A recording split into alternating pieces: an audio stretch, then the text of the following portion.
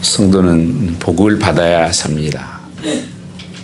하나님께서 늘 복 받기를 원하시는데 어떤 복을 받을까요? 하늘의 복을 받아야 됩니다. 여러분 한번 축복하시며 인사하면 좋겠습니다. 옆에 사람 앞에 우리 하늘 복 많이 받으십시오. 한번 인사하시기 바랍니다. 각양 좋은 은사와 축복이 위에서부터 임한다 말씀하십니다. 하늘의 그 복이 우리의 사는 힘은 성령의 능력입니다. 성령의 능력으로 능력 있는 삶을 사시기 원합니다. 우리는 그 어린이 주일로 지키고 있고 또한 5월은 가정의 달이기도 합니다. 칼리 지브란 분은 이렇게 한 시를 읊었습니다. 너희 자녀들은 너희 자녀들이 아니다. 그들은 너를 통해 태어났지만 너에게서 태어난 것이 아니다. 그들이 비록 내 곁에 있다 할지라도 그러나 너의 소유물이 아니다.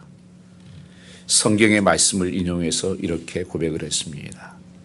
시편 127편 3편 말씀에 보시면 자식은 여호와의 주신 기업이요 태의 열매는 그의 상급이다 그렇게 말씀하셨습니다. 여호와의 주신 기업이요 태의 상급이다. 이 말씀은 하나님께서 주신 우리의 자녀들은 내 것이 아니라고 하는 것입니다. 하나님께서 분명한 소유권을 말씀하고 있습니다. 우리는 하나님께서 소유권을 가지고 계시고 우리는 거기에 맞든 청직이라고 하는 것입니다. 스튜어드십이다 그런 것입니다. 잠깐 동안 하나님께서 우리에게 맡겨준 영혼들입니다. 그래서 얼마나 귀한 영혼인지 몰라요. 그 예수님께서도 그 한 아이를 얼마나 사랑하셨는지. 우리 옛날엔 그랬죠. 아이들 무시하는 경향이 상당히 많았습니다. 유교적인 것이. 야, 아이들은 가라 가. 주님은 아이들을 품고 안으시고 그들을 축복하시며 사랑하시고 심지어 아이들과 같지 않으면 천국에 들어갈 수가 없다. 그렇게 말씀하십니다. 그 마음을 말씀하시는 것이죠. 그래서 한 영혼을 천하보다 귀히 여기시는 그게 하나님의 사랑입니다. 그래서 그 아이들이 교회의 소망이고 가정의 소망이고 우리의 꿈이라고 하는 것입니다. 그 선물, 가장 큰 선물이 하나님 주신 자녀들입니다. 그래서 기업이다 그렇게 말씀하십니다. 그것만 지금 축복된 것이 없습니다. 그런데 하나님께서 우리에게 일을 맡겨주셨는데 그러면 어떻게 이 맡겨진 아이들을 우리가 길러야 하는가?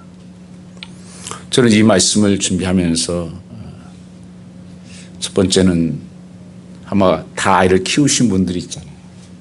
난 다 키웠는데 이제 이 말씀 들어서 뭐 하겠나? 아닙니다. 저는 전에서부터 그런 생각을 가졌습니다. 우리 집에 딸이 없을 때부터 하나님 우리의 교회에 주신 딸들은 다 내 딸입니다. 내 자녀들입니다. 그렇게 고백했었습니다. 정말 그렇게 생각하고 기도하고 있습니다. 그게 우리 형제요 자매거든요. 한 가족이고 또한 어른들도 마찬가지입니다. 오늘 그 주보에 보면 그런 컬럼도 하나 이렇게 기록해 놓은 게 있는데 어른들은 다 우리의 아버지들이다. 이번 주 컬럼이 다음 주 주보까지 만들어서 다음 주 컬럼이 들어가겠네. 우리의 아버지고 나의 어머니다. 그래서 교회가 그들을 정말 사랑하고 잘 양육해야 되는 것입니다. 지금 큰 문제가 생긴 것이 교회에. 이 미국 교회라든지 유럽 교회를 보면 아이가 없습니다. 젊은이가 없습니다. 이 교회 위기예요. 그래서 머리 하얀 할머니 할아버지들이 지금 자리를 명명히 유지하고 있는 거예요. 교회는 관광지가 돼가고 특별히 유럽 교회들은. 제가 어렸을 때 신앙생활했을 때는 교회는 가장 좋은 모델은 이 피라미드 모형입니다. 삼각형. 그런데 지금 교회 모임은 역삼각형이에요. 이런 식이 됐습니다. 어른들이 주로 위에 많이 있고 갈수록 더 적어지는. 물론 여러 가지 아이를 낳지 않는 일도 있고 결혼을 또 안 하는 일도 있고 있지만 더 중요한 것은 교회에서 이 아이들을 놓쳤다고 하는 것입니다. 정말 이 시대에 너무 퓨어 프레스들이 많고 너무 세상에 그런 문화들이 밀려오는데 교회에서는 그들을 잘 말씀으로 가르치지 못했다고 하는 것입니다. 이것이 저희는 큰 부담이고 또한 우리가 또 짊어져야 될 앞으로 소망교회가 가야 될 중요한 사명이라고 하는 것입니다. 그래서 소망교회가 정말 좋은 교회가 기뻐하시는 교회가 되려고 하면 우리는 어느 때보다도 더 많이 투자도 하고 관심과 사랑이 가야 될 것이 바로 어린아이들입니다. 주일학교, 청년들, 이 젊은 사람들에게 거기에 우리의 포커스가 가야 된다고 하는 것입니다. 시편 1편 말씀을 보면 시냇가에 심은 나무가 시절을 쫓아 잎새가 마르지 않는 같이 다음 세도 마르지 않는 교회가 되려면 하나님이 쓰시는 교회가 되려면 바로 우리는 여기에 초점이 있어야 한다고 하는 것입니다. 그런 면에서 우리가 이 어린이 주일을 그냥 어린이 주일을 하는 행사가 아니라 우리 소망이가 다시 한번 그 어린 생명들을 말씀으로 잘 양육하고 훈련해서 정말 하나님의 귀한 가정에 하나님의 가족의 축복된 그런 자녀들이 될 수 있도록 또 하나님 교회에 마음껏 사용될 수 있는 영향력 있는 아이들 될 수 있도록 우리가 길러야 할 책임이 우리 있다고 하는 사실입니다. 그리고 이 말씀을 전하면서 한 가지 죄송한 것은 제가 그 말씀대로 잘 증거하지 못하고 또 잘 아이들을 가르치지 못했다고 하는 하나님 앞에 부끄러움도 고백을 합니다. 뒤돌아보니까 나름대로 내가 최선했다고 했는데 말씀대로 하지 못한 것들이 많이 있다는 생각을 고백하게 됐고 하기도 했습니다. 그러나 우리는 다시 한번 우리 아이들을 어떻게 하나님 주신 선물들을 길러야 할까? 어떻게 양육해야 될까? 그건 중요한 문제라고 하는 것입니다. 성경에서는 자녀를 교육하는 것을 공부시킨다고 하지 않고 훈련시킨다는 표현을 씁니다. 공부하고 훈련은 달라요. 공부는 학교에서 해요. 가정은 뭐냐? 공부시키는 게 아니라 훈련시키는 것이에요. 그럼 훈련소가 공부시키는 데입니까? 훈련시키는 데입니까? 훈련소는 훈련시키는 거예요. 뭐가 다른가? 그냥 머릿속에 지식을 넣는 것이 아니라 그렇게 되게 하는 거예요. 그런 삶을 만들어가는 것이 훈련입니다. 그래서 성경에서는 계속 훈련을 얘기를 해요. 공부 이야기한 적 별로 없어요. 이 제자라고 하는 것도 제자라면 되는 삶을 말하는 것이지 훈련하는 것도 군사라고 하는 부분들을 사용할 때 보면 되게 만드는 거예요. 그래서 성경에서는 그 예를 들면서 신명기 32장 11절에 나오는 독수리 양육의 예를 듭니다. 신명기 32장 11절 말씀해 보시면 마치 독수리가 자기의 보금자리를 어지럽게 하며 자기의 새끼에 너풀거리며 그의 날개를 펴서 새끼를 받으며 그의 날개에 그것을 없는 것과 같이 하신다 이렇게 말씀하고 있습니다. 이 보금자리를 어지럽힌다는 말은 잠자는 아기 독수리를 깨운다는 뜻입니다. 이 아기 독수리의 어린 시절 부모 독수리는 아기 독수리를 그 둥우리에서 먹이고 재우다가 일정한 시간이 돼서 좀 날개가 나기 시작하면 이 안에 있는 따뜻한 포근한 그런 그 아이 새끼 날 때 그 품었던 그런 모든 거풀어기를 다 걷어냅니다. 그런 가시가 남아요. 그러면 이놈들이 계속 움직이지 잘 못해요. 거기서 그 찔리고 계속 그러는 거예요. 그때쯤 되면 대개 이 독수리는 집을 이 바닥에 잘 안 지어요. 항상 산비탈 기스가 아니면 높은 산 이런 절벽 같은 데다가 본래 집을 짓습니다. 그리고 그 독수리를 얻고 품고 이제 올라갑니다. 높은 창군에 올라가서 거기서 무정하게 떨어뜨립니다. 날지도 못하는 이제 조금 날개짓 하려고 하는 새끼를 갖다. 이 새끼 독수리는 죽겠다고 달리죠. 아니 왜 아빠는 날 버리냐고 날개에서 퍼덕퍼덕 하면서 계속 살려달라고 깨깨깨깨 그러는 거예요. 계속 날지 못하니 떨어지죠. 떨어지고 거의 땅이 달면하면 독수리는 그 어머니 독수리는 빨리 그 독수리를 다시 낚아챕니다. 그래서 다시 또 올라가요. 그래서 또 떨어뜨려요. 이걸 계속 반복하는 게 독수리의 훈련이에요. 그러면서 날개가 힘이 생기는 거예요. 그러면 나중에 창공을 차고 올라가는 독수리가 되는 거예요. 새 중의 왕이 되는 겁니다. 그럼 닭은요? 집 퍼떡거려봤자 지붕밖에 못 올라가요.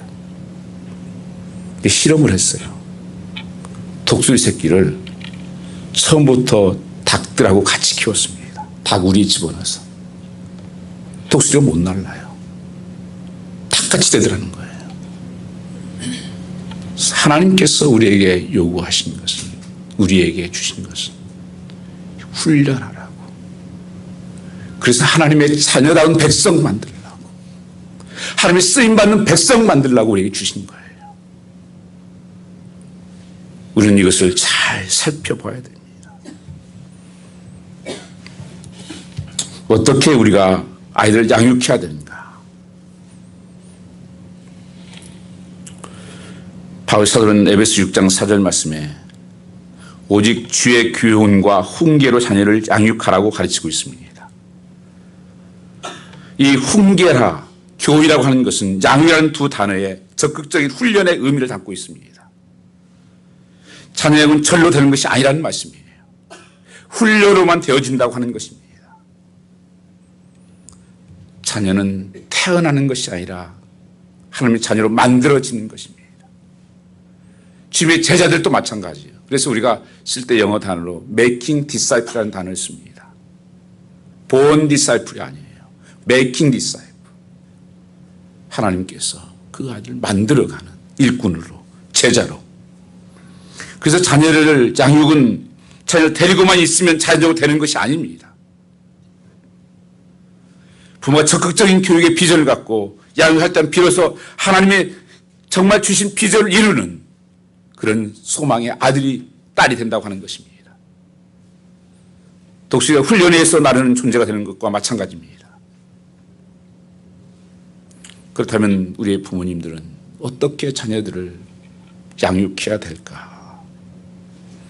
분명한 이 자녀의 훈련에 대한 그런 비전에 대한 그런 플랜이 있어야 됩니다. 그런데 일반적으로 우리가 보면 어떻게 가르칩니까? 요새는 세상의 어떤 유행에 따라서 세상이 가는 대로 그런 프레시에 따라서 세상 사람들이 말하는 것에 따라서 그런 어떤 필라소피를 가지고 자녀를 교육하는 경우가 많습니다. 자기 취향대로, 자기 성격대로. 아니에요. 성경은 분명히 말씀합니다. 주의 교양과 훈계로 양육하라. 이 기준을 말씀하고 있습니다. 그러시면서 오늘 잠언서에 뭐라고 말씀하십니까? 22장 6절 말씀에 자녀를 어떻게 하라는 것입니까? 행할 길을, 마땅히 행할 길을 가르쳐라. 가르쳐야 한다는 것입니다. 그리하면 늙어도 그것을 떠나지 아니하리라. 이게 성경에 놀라운 비밀이에요. 우리는 가끔 아이들이 자녀하다 보면 잘못된 길을 갈 때도 있습니다. 실수할 때가 있습니다. 넘어질 때가 때로 있어요. 그런데도 불구하고 성경 말씀 분명히 약속합니다. 어렸을 때 그 마땅히 가야 할 길을 가르친, 말씀으로 가르친 아이들은 분명히 다시 돌아온다. 이 확신입니다. 저도 짧은 목회 경험 속에서 제가 중고등학생들도 한 5년 가르치고 청년들도 한 2년 가르치고 주일학기도 하고 미국에서도 그렇게 했습니다. 물론 한국에서도 주일학교 교사도 했었고. 제가 본 것은 아이들 경우에 참 많은 별 사건을 다 봤습니다. 대학 유학에서. 진짜 그 아이들 다니면서 지금 생각하면 어떤 아이들은 내가 학교를 날마다 쫓아다녔어요. 끝나면 기다렸어요. 부모가 그럴 때 좀 어디로 가는지 좀 봐달래요. 어떤 아이들은 부모를 6개월 동안 속이고 학교를 안 가는 거예요. 매일 오면 다 자기가 먼저 부모 늦게 오니까 다 폐기해버리고, 어떤 코카인 애들도 있었고, 별일 다 만났습니다. 그리고 같이 모여서 감옥 가는, 한국에 그 유혹에 있는 유명한 목사님 아들이죠. 근데 제가 본 것은 정말 부모가 믿음으로 기도하고 믿음으로 살려고 하고 말씀을 가르쳤던 아이들은 때가 되니까 다시 돌아오더라는 거예요. 근데 그렇지 못한 아이들은 다 떠났어요. 이게 사실이더라고요. 분명히 성경에서 그렇게 가르친 아이들은 분명히 하나님께서 약속하셨던 것입니다. 우리 유명한 교육 얘기를 할 때마다 모니카 얘기를 하잖아요. 어거스틴의 어머니. 그 어거스틴이 얼마나 망나니로 살았는지 별걸 다 하고 살았습니다. 이단에 빠지기도 하고 음란에 빠지기도 하고. 그 어머니가 눈물로 날마다 기도하는데 돌아오지 않아요. 산문을 가서 상담을 하는데 물러서 뭐라고 합니까? 눈물이 있는 그 기도가 있는 아들은 절대 망하지 않는다. 돌아온다. 정말 어거스틴이 되었던 것입니다. 오늘 우리에게도 지금 여러분 어쩌면 내가 그때 잘못 키웠어. 아쉬움이 있는 것도 후회하지 마십시오. 지금이 시작하면 됩니다. 그리고 여러분이 정말 믿고 정말 믿음으로 가르친 그것이 하나님께서 싹이 나고 열매 맺고 할 때가 분명히 온다고 하는 것입니다. 그래서 중요한 것은 무엇입니까? 우리는 가르쳐야 된다. 무엇을? 말씀을 가르치는 겁니다. 주의 교훈이 뭐예요? 말씀이죠. 훈계가 주의 말씀으로 가르치라. 그렇지 않으면 그들이 떠나지 아니할 것을 말씀했습니다. 그런데 가르치는 것 중에서 저는 성경 말씀 중에서 굉장히 중요하게 여기는 단어가 있습니다. 요한 3서에 나오는 3절 4절 말씀입니다. 한번 같이 읽어보겠습니다. 형제들아 와서 내게 있는 진리를 증거하되 내가 진리 안에 행한다 하니 내가 심히 기뻐하노라. 내가 내 자녀들이 진리 안에 행한다 함을 듣는 것보다 더 즐거움이 없도다. 목회의 가장 큰 기쁨도 여기에 있어요. 성도 여러분 자녀들의 삶도 가장 큰 기쁨이 여기 있어야 됩니다. 진리 안에서 행한다는 것보다 내가 심히 기뻐하노라. 성경은 가장하지 않아요. 자녀들이 진리 안에서 행한다는 듣는 것보다 더 즐거움이 없도다. 여러분 이 기준에서 벗어나면 자녀들은 절대 말씀을 가르칠 수가 없습니다. 여러분 자녀를 생각할 때 가장 큰 기쁨이 뭐냐는 거예요. 우리 아이가 진리 안에서 행한다. 진리가 뭐 예수 아닙니까? 말씀 아닙니까? 말씀대로 순종하는 삶이 되었다. 이게 복이에요. 그것 때문에 기뻐한다면 다른 건 다 잘못돼. 그게 된다면 모든 게 살아납니다. 진리 안에 향한다는 것보다 더 즐거움이 없도다. 저에게도 목회하면서 성도들이 정말 말씀으로 살려고 하는 것 볼 때마다 힘이 나요. 말씀으로 변해가는 그런 삶을 볼 때 하나님 기쁨과 그 의미가 삶의 의미가 있습니다. 목회 의미가 있는 거예요. 다른 게 아니에요. 내가 하나님께 맡겨준 이 자녀들 청지기. 그래서 전 이 기도를 빼놓고 우리 교회 애들 할 때마다 하는 기도가 이 기도입니다. 하나님, 뭐 할 게 기도 다 많잖아요. 다 못 해주니까 이 기도하는 거예요. 하나님, 누구가 진리 안에서 생각해 주십시오. 진리 안에서 살게 해주십시오. 예수 안에서, 말씀 안에서 살게 해주십시오. 이게 가장 큰 복이에요. 근데 여러분, 이 말씀 바로 2절에 나온 게 뭔지 아세요? 그렇게 하면 내 영혼이 잘되고 범사가 잘되고 강건케 하는 축복이 주어진다는 거예요. 많은 분들은 이 뒷절을 잊어버리고 앞에만 자꾸 얘기를 해요.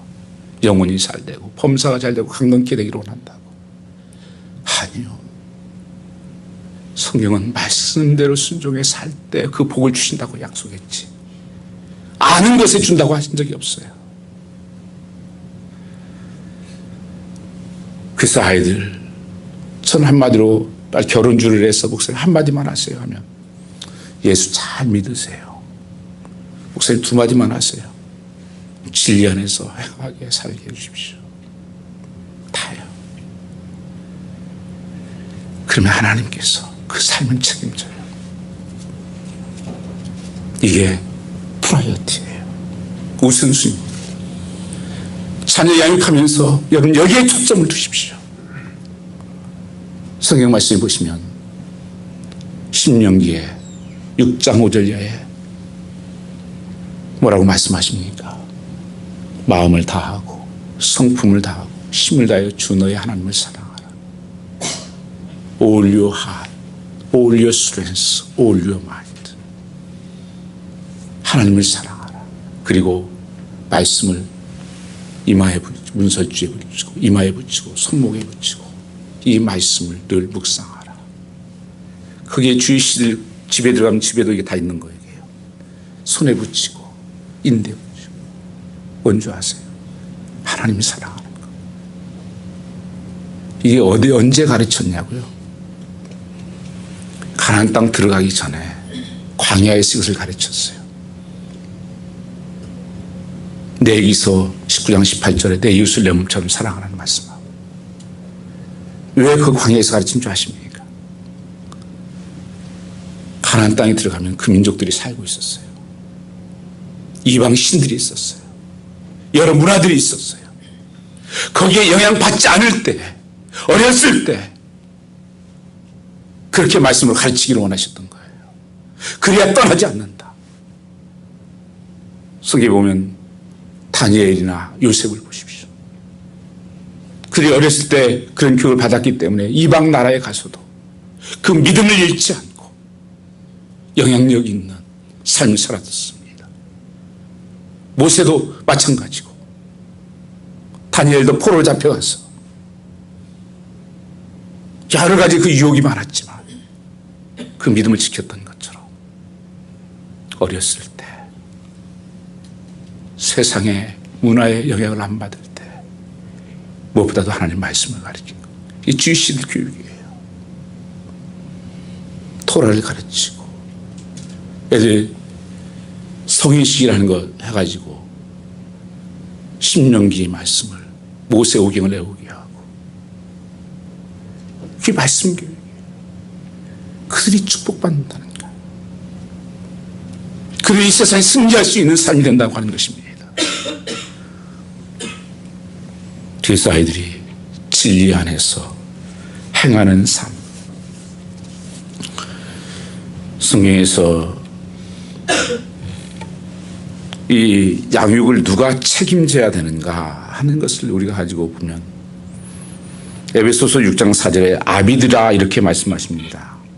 왜 어미들아 이렇게 하지 않고 아비들아 했을까요? 어미들은 자녀 양육에 책임이 없다는 말씀입니까? 그렇지 않습니다. 옛날이나 지금이나 자녀들과 시간을 제일 많이 보내는 것이 어머니입니다. 그런데 자연스럽게 그러다 보니까 어머니에게 양육이 책임 있는 것으로 생각을 해요. 성경은 그렇게 말하고 있지 않습니다. 아비에게 책임이 있어요. 여러분, 주일학교가 생겨난 지가 그렇게 많이 되지 않았습니다. 전에는 다 아버지가 하나님 말씀을 예배드린 듣고 아이들에게 가르쳤어요. 가서 아버지가 주일학교 선생이었어요. 그게 본질이에요. 지금도 저는 사실 고민 중에 하나가 그겁니다. 아이들하고 같이 웬만하면 말통하면 같이 드리는 게 제일 좋다. 우리 언어가 좀 다르니까 이러지 못하지. 언어만 같다 하면 같이 드려야 돼요. 그래야 예배가 뭔지 알고 참된 예배를 드리고 그 순종을 배우고 하는 것이기 때문에 그렇습니다. 그래서 우리가 진지하게 우리 아버지들은 생각해 봐야 됩니다. 성경은 분명히 아비들에게 그 첫 번째 사명을 주셨어요. 다른 것은 대신해 줄 수가 있습니다. 다른 것은 누가 좀 대신할 수 있지만 자녀 양육은 다른 사람이 대신해 줄 수가 없습니다. 그게 아비의 책임이에요. 그래서 가장 어려운 게 자식 농사라고 그러잖아요. 자식 농사. 딸 농사, 자식 농사 가장 어려운 거예요.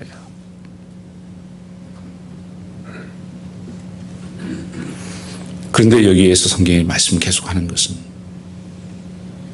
본받는 자가 되기 위해서는 내가 먼저 본을 보이라 말씀하십니다. 자녀 교육에서 아이들은 뒤에서 보고 자라게 되어 있습니다. 절대 말을 듣고 배우는 게 아니에요. 예수님께서 제자들에게 본을 보이시면서 발을 닦아주셨잖아요. 마지막 사건 십자가 지기 전에 제자들의 발을 한 사람 한 사람 닦아주면서 선생님 내가 너에게 했으니 너희도 가서 이렇게 하라. 잊을 수 없는 그 사건이에요. 그렇듯이 우리 부모님들이 집에서 뭡니까? 말씀 읽는 모습, 기도하는 모습, 순종하는 모습, 섬기는 모습, 이런 것들이 보여지지 않고 아이들이 절대 교육 안 됩니다. 그래서 성경은 본을 보이라는 거예요. 여러분 지금 상담하기서 읽었어요. 자녀가 잘못된 자녀들이 있다고 하면 첫 번째 부모가 먼저 두 분이 기도하는 모습을 보여주십시오. 두 분이 말씀 보는 걸 보여주십시오. 두 분이 같이 쇼핑하는 걸 보여주십시오. 그걸 자꾸 보여주라는 거예요. 그런데 변화가 일어납니다. 우리 그랬다고 하잖아요. 개 있잖아. 클랩. 걔 아버지가 개를 보니까 이놈이 자꾸 좀 똑바로 걸어가라 그러는데 자꾸 똑바로 걷지 못하고 옆으로 자꾸 가더래요. 아니 야단을 쳐도 자꾸 똑바로 못 가고 옆으로 가니까 날 봐. 날 따라서 해. 그렇고는 자기가 옆으로 가더라는 거야. 나는 그렇게 살지 않으면서 아이들에게 이렇게 살라고요. 내가 세상에 술, 담배 다 하고 살면서 아이들이 하지 말라고요. 나는 기도 하나도 안 하면서 아이들이 기도하고 살라고요. 성경은 심은 대로 거둘 것을 말씀하십니다. 자녀 교육은 결단코 도박이 아니에요. 성경은 가르치라고 하는 말씀 속에는 내가 본을 보이라고 말씀하십니다. 사도 바울도 그것을 날 본받으라 그렇게 말씀하셨어요. 제가 그 신학교 공부하면서 교수가 했던 얘기가 생각납니다. 그때 한 학생이 물었어요. 미국 교수 한 70대 넘으신 분이에요. 그분은 교수에게. 그 어떻게 아이들을 가르치려면 부모를 좀 알면 좋은데 부모를 어떻게 알 수 있습니까? 그렇게 물으니까 그 교수가 한 번에 그렇게 말씀하시대요. 아버지 보면 아이들이 알 수 있고 아들 보면 아버지 안 돼요. 똑같대요. 그 참 신기한 노릇이에요. 그 모습이 닮아간다니까요. 싫은데 닮아가요, 여러분요. 그 씨앗이에요.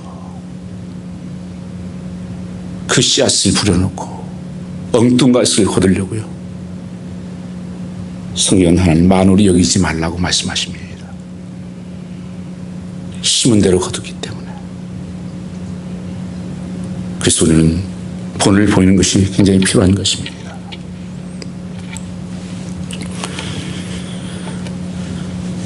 우리는 참 너무 이 시대가 바쁘다 해서 아이들을 그냥 방치하는 경우가 참 많잖아요.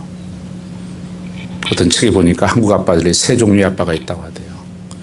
이 독수리 아빠가 있대요. 그리고 기러기 아빠가 있고 펭귄 아빠가 있대요. 독수리 아빠는 언제나 자녀와 함께 있어주면서 본을 보이고 가르치는 그런 아버지고, 이 기러기 아빠는 1년에 두세 번 자기 얼굴만 보여주는 아빠랍니다. 무슨 말인지 아시겠죠? 한국에 유학 보내놓고 뭐 이런 아빠들. 근데 펭귄 아빠가 있대요. 아내와 자녀들에게 단절되어 팽당한 아빠들이라. 성경에서 말씀, 독수리 아빠가 되라는 독수리 아빠. 우리는 부모는 자녀를 노엽게 하기를 말라 말씀하십니다. 4절 말씀에 바울 사도는 아비라 너희 자녀를 노엽게 하지 말고라고 권면하고 있습니다. 오늘 젊은이 세대를 가리켜서 성난 세대다, 앵그리 제너레이션 이렇게 부릅니다. 저는 오늘날 성난 세대를 만든 책임은 전적으로 부모에게 있다고, 저에게 있다고 저는 확신합니다. 세 가지 때문에 그렇다는 것입니다. 첫 번째는 방임, 두 번째는 과잉 보호, 세 번째는 과잉 징계라는 것입니다. 이게 왜냐하면 다 내 기준에 치우쳐 있기 때문에 그래요. 말씀에 균형 잡힌 자녀를 만드는 것이 아니라 내 취향대로, 내 성격대로 가르기 때문에 너무 방임해요. 케어레스하는 거예요. 제가 미국 교육하고 한국 교육하고 다른 것 중에 하나를 찾은 것이, 이 한국 교육이, 우리 자녀들 교육이 케어레스하는 겁니다. 미국 교육이 절대 보면, 제가 처음 미국 왔을 때만 제가 그 미국 신학교 다닐 때 거기에 교수 교회를 자꾸 갔었어요. 그 콜린스에 있는. 애들도 다 딱 정장이 있고 딱 준비하고 어른과 함께 예배 드리는 것을 저는 그때 봤어요. 80초에. 그리고 그들에게 가르친 게 뭐냐, 케어레스 하면 안 돼. 이 공공 장소에 가서 일반적으로 뛰어난 애들이 있는 줄 아세요? 미국 아이들하고 제가 항상 다 그렇다는 건 아니에요. 일반적인 말씀하는 거예요. 한국 아이들은 이 공공장에서 뛰어다니고 놀고 야단치고 하는 거 부모가 간섭을 안 해요. 미국 분들은 그렇지 않습니다. 굉장히 그 간섭을 하게 됩니다. 그렇지 않을 때 그래요. 케어레스 하지 말라는 거예요. 그냥 방임이 그냥 마음대로 놔둬요. 마음대로 돌아다니고 뛰어다니고 난리를 치고 공공장소에 어디서든지. 그 누가 말하는 사람도 없어요. 애들 기죽인다고. 성경에서는요, 정말 중요한 문제 생겼을 때는 때려서라도 교육하라는 것이 성경의 교육입니다. 정말 잘못된 길을 가고 있으면 따끔하게 야단쳐야 돼요. 성경이 때려 죽지 않는다 그렇게 말씀하십니다. 그리고 때릴 때는 교육학자들 다 얘기해요. 포기할 때까지 때려라. 적당히 때리면 안 된다는 거예요. 적당히 때리지 말라는 거예요. 안 죽으니까 기법하게 때리라는 거예요. 그럼 적당히 손내놓으면 별로 효과가 없어요.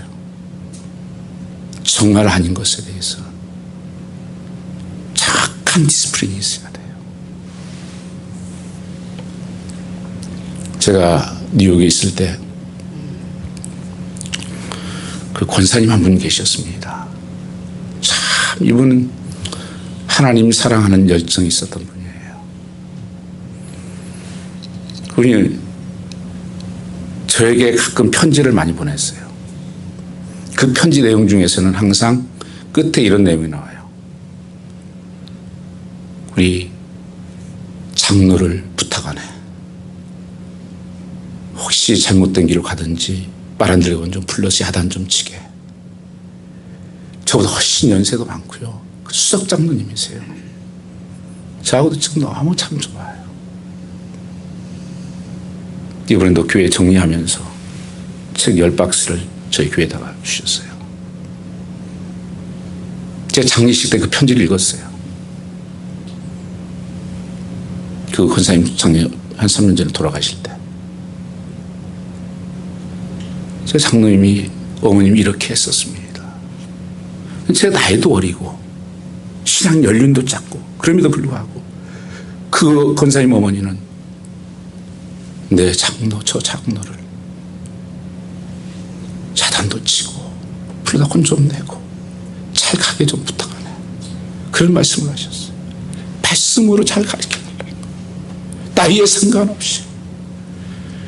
그리고 그 권사님이 아이들 교육하는 것에 대해서 몇 가지를 얘기를 했었습니다. 그건 어피니의 성경은 아니에요. 업어주지 말라고, 운다고 해서. 습관 든다고. 울기도 하더라는 거야. 우리 목소리 커지고 다 찬양자 하니까 운다고 해서 업어주지 말라. 애들 체형도 버리고 습관 된다. 업어주지 말라고. 우리한테도 늘 그렇게 했었어요. 두 번째는 절대 애기들 때문에 예배에 빠지지 말라고. 그러면서 애기를 키울 때 예배 시간 맞춰서 잘 수 있도록 그분은 그렇게 키웠다는 넷을.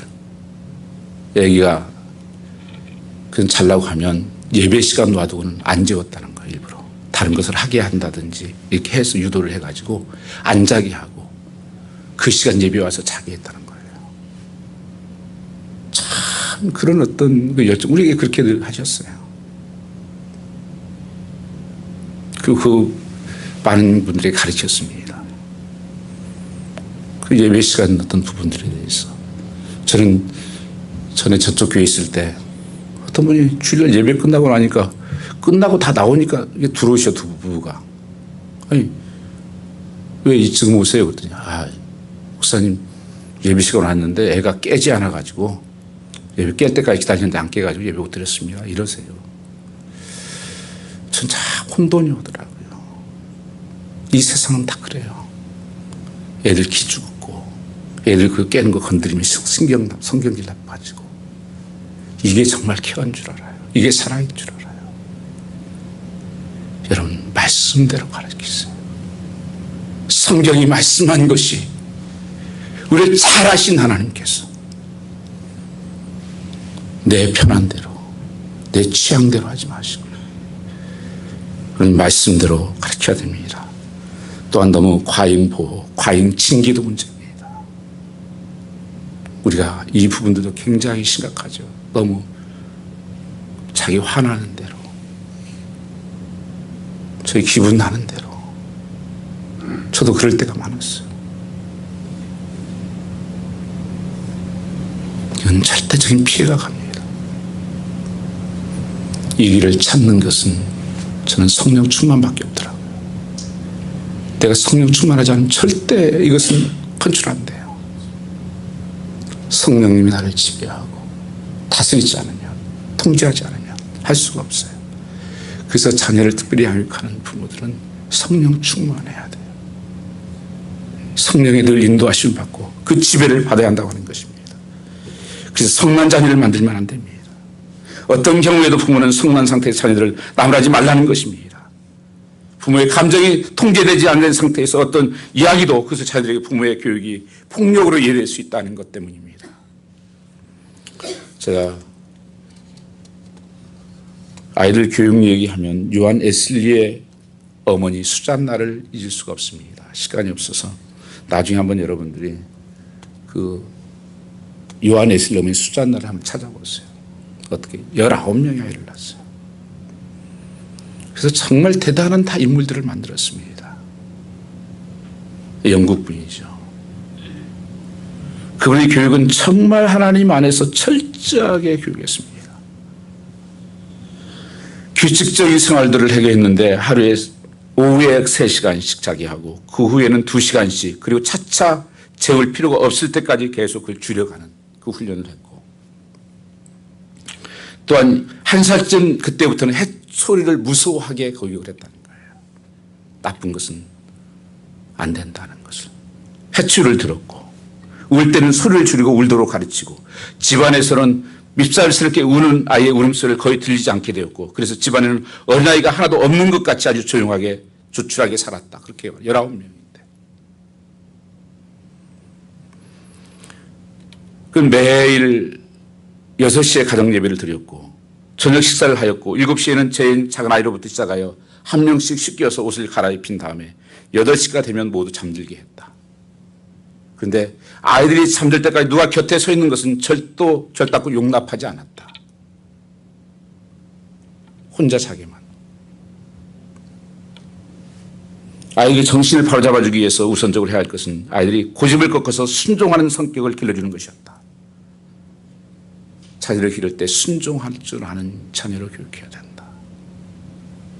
성경에서도 부모를 순종하라고 그러는데요. 이 어렸을 때 이걸 못 가르치니까 지금 순종이 안 돼요. 세상에서 순종이 안 돼요. 순종이 복인데 안 되는 거예요, 지금요. 어렸을 때부터 그것을 꺾으라는 거예요. 순종할 줄 아는. 아예 버릇을 고칠 때는 철저하게 해야 된다. 너무 멋대로 하도록 내버려 두어서는 버릇이 그냥 나빠지기 전에 고치기만 하는 힘든 일이 아니다. 그렇게 얘기했습니다. 이분의 어떤 그 아이들 교육에 대해서는 참 대단한 그런 인물들을 만들었던 것을 알 수 있습니다. 그러니까 거짓말이나 훔쳐내는 일이나 교회 안에서 장난치는 일이나 주일날 장난치는 일이 복종을 안 하는 일이나 싸우거나 하는 동등의 죄가 되는 일을 했을 때는 절대로 벌을 주지 않고 지나치는 법이 없었다. 이렇게 말씀합니다. 그런 것을 보면 우리는 너무 아이들을 지금 무디스플린하는 거예요. 디스플린이 없어요. 훈련이 없는 거예요. 오야. 그래서 다 들어주고 그게 사랑인 줄 알아요. 아니에요. 이 기간 놓치면 안 됩니다. 어렸을 때 그것을 다. 저는 지금도 생각하는 게 옛날 부시 대통령이 그 이라크 전쟁을 하면서 그 아이들에게 그 이론을 설명을 하더라고요. 그 설명할 때 부시가 그 얘기를 하더라고요. 난 옳고 그르고 무엇이 중요한지를 난 유치원 되기 전에 다 배웠다. 그렇게 얘기하더라고요. 그걸 가르쳐야 돼요. 지금 아이들을 가르치지 않고 있어요, 여러분요. 하나님 말씀으로 잘 가르쳐야 그들이 하나님을 떠나지 않고 이 세상 영향력에 승리하는 삶을 사는 줄 믿습니다. 오늘 이 자녀의 꿈, 우리 교회가 앞으로 정말 그 한 영혼들을 어떻게 사랑할까? 우리 교회에서 그래서 유치원도 좀 하기를 소망하고 오랫동안 기도하고 있는데 저희가 안 돼서 우리 출하를 했었어요. 근데 뭐죠? 스프링클러가 안 돼가지고 그 퍼밋을 우리가 못 받았습니다. 그래서 하나님 때가 되면 증축을 하든지 해서 스프링클러가 되면 어렸을 때부터 아이들을 말씀으로 양육하는 한글학교라든지 그 레프트 스쿨이라든지 어떤 그 교육을 통해서 아이들에게 복음을 증거하고 어렸을 때부터 말씀으로 가르치는 정말 하나님 좋은 그런 학교가 세워지기를 소망하고 있습니다. 왜냐하면 이것이 정말 우리가 해야 될 가장 중요한 일이기 때문에 그래요. 여기에 우리가 기도하고 합심하고 그리고 교회에서는 다 우리 자녀입니다. 특별히 내 자녀라고 특별하게 표시내지 마십시오.